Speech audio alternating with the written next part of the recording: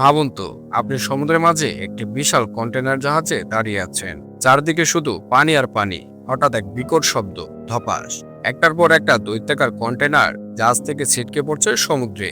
প্রতিটি কন্টেনারের ভেতরে কখনো দামি গাড়ি, কখনো মোবাইল ফোন, কখনো বিষাক্ত কেমিক্যাল, আবার কখনো কখনো হাজার হাজার খেলনা। কিন্তু প্রশ্ন হলো, এই কন্টেনারগুলো সমুদ্রে পড়ে গেলে আসলে কি হয়? সেগুলো কি ডুবে যায় নাকি ভাসতে থাকে? মানুষ কি সেগুলো খুঁজে পায় নাকি সেগুলো হয়ে ওঠে সমুদ্রের নীরব ঘাতক? আজকের এই ভিডিওতে আমরা জানবো সমুদ্রে হারিয়ে যাওয়া কন্টেনারগুলোর ভয়ঙ্কর, অজানা আর অবিশ্বাস্য পরিণতি।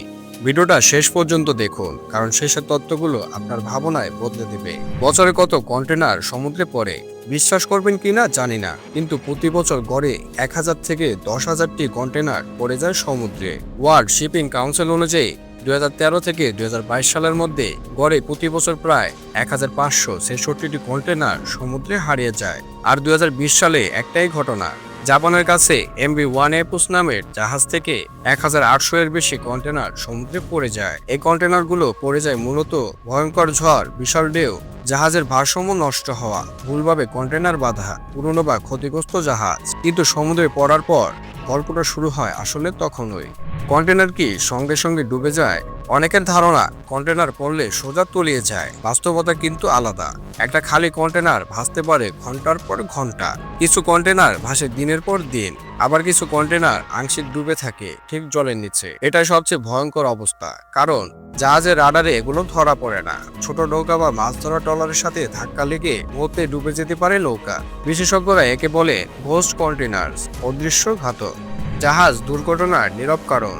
ইতিহাসে বহু নৌ দুর্ঘটনার পিছনে এই ভাসমান কন্টেনার দায়ী। 2007 সালে একটি ইয়ট ভাসমান কন্টেনারের সাথে ধাক্কা খেয়ে মাত্র 5 মিনিটে ডুবে যায়। অনেক সাবমেরিন কেবল এই কন্টেনারের ধাক্কায় কেটে গেছে। কিন্তু সমস্যা হলো, সমুদ্রে পড়ে যাওয়া কন্টেনারগুলো ট্র্যাক করার কোনো বাধ্যতামূলক আন্তর্জাতিক সিস্টেম নেই। মানে কেউ জানেই না কোন কন্টেনার কোথায় ভাসছে, কন্টেনারের ভিতরে কি থাকে। সব কন্টেনার কিন্তু একরকম না। ভিতরে থাকতে পারে দাহ কেমিক্যাল, বিষাক্ত কীটনাশক, পারফিউম ও কসমেটিক, বিলাসবহুল গাড়ি, ইলেকট্রনিক্স, শিশুদের খেলনা, খাবার ও ফল। 2021 সালে শ্রীলঙ্কার উপকূলে একটি জাহাজ থেকে নাইট্রিক অ্যাসিড আর প্লাস্টিক প্লেট ভর্তি কন্টেনার সমুদ্রে পড়ে যায়। ফলাফল, পুরো উপকূল জুড়ে প্লাস্টিক বৃষ্টি, হাজার হাজার মাছ মারা যায়, সমুদ্র সৈকত বিষাক্ত হয়ে ওঠে। সামুদ্রিক প্রাণীদের উপর প্রভাব, সমুদ্রের নিচে কন্টেনারগুলো শুধু পড়ে থাকে না, ওগুলো হয়ে ওঠে মৃত্যুর ফাঁদ। কচ্ছপ প্লাস্টিক খেয়ে মারা যায়, ডলফিন আটকে যায় কন্টেনারের ভাঙ্গা অংশে, মাছ বিষাক্ত কেমিক্যালে আক্রান্ত হয়। অনেক কন্টেনার ধীরে ধীরে মরিচা ধরে ভেঙে যায়, আর সেখান থেকে বের হয় ভারী ধাতু, বিষাক্ত তরল, মাইক্রোপ্লাস্টিক, যা ঢুকে পড়ে খাবারের চেইনে, শেষ পর্যন্ত পৌঁছে যায় মানুষের শরীরে।